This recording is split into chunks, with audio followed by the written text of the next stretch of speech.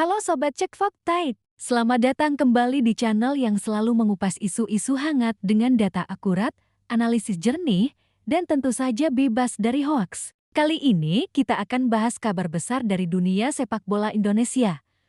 Dua calon bomber timnas Garuda, Moro Ziljetra dan Miliano Jonathans, yang proses naturalisasinya ternyata dilakukan bersamaan oleh PSSI.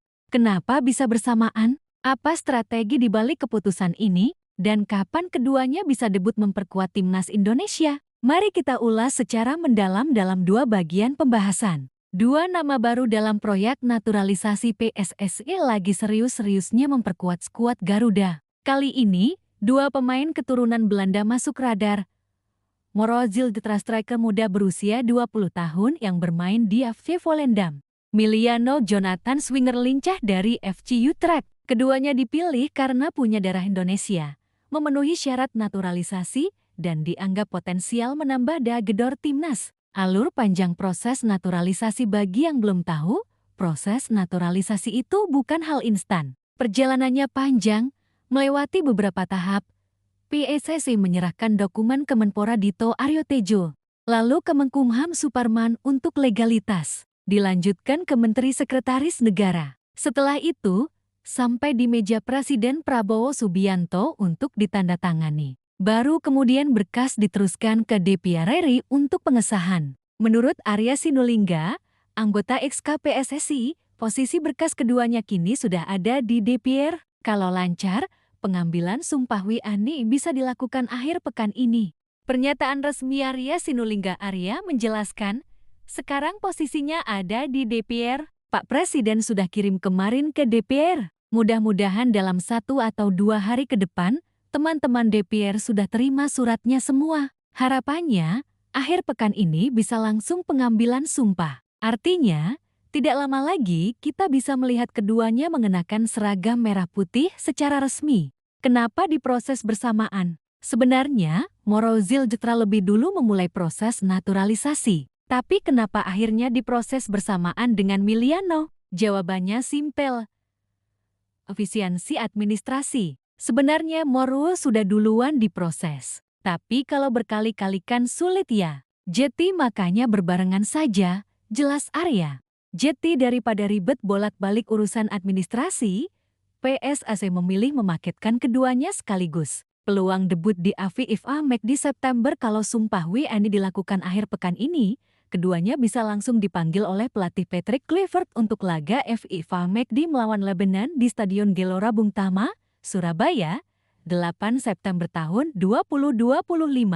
Moro Ziljetra tipikal striker murni, target man, punya insting gol. Miliano Jonathans fleksibel, bisa di sayap atau second striker, cepat dan kreatif. Kehadiran keduanya bisa jadi solusi atas masalah produktivitas gol timnas Indonesia. Sayangnya, gagal bela timnas U23. Awalnya, Moro diproyeksikan memperkuat timnas U23 di kualifikasi Piala Asia U23 2026 Grup J di Sidoarjo, 39 September melawan Laos, Makau, dan Korea Selatan. Tapi, dia tidak bisa ikut karena pendaftaran pemain ke FC sudah ditutup. Kalau Moro untuk U23 September artinya tidak bisa karena pendaftaran sudah tutup. Pendaftaran H10 harus didaftarkan ke AFC, kata Arya. Alhasil, Moro hanya bisa difokuskan ke timnas senior. Naturalisasi, solusi instan atau strategi panjang? PSSI sudah beberapa tahun terakhir gencar melakukan naturalisasi. Nama-nama seperti Jordi Amat, Sandy Walsh, Shin Patinama, Enver Jenner, Rafael Struijk, semua sudah membela timnas. Moro dan Miliano adalah tambahan baru di proyek besar ini. Namun, muncul pertanyaan. Apakah naturalisasi ini hanya solusi instan karena pemain lokal belum konsisten? Ataukah benar-benar strategi jangka panjang? Dampak untuk lini depan sudah lama lini depan jadi masalah timnas Indonesia. Pemain lokal seperti Dimas Drajat atau Ramadhan Sananta belum stabil performanya. Kehadiran striker Eropa diharapkan bisa menutup kekurangan itu.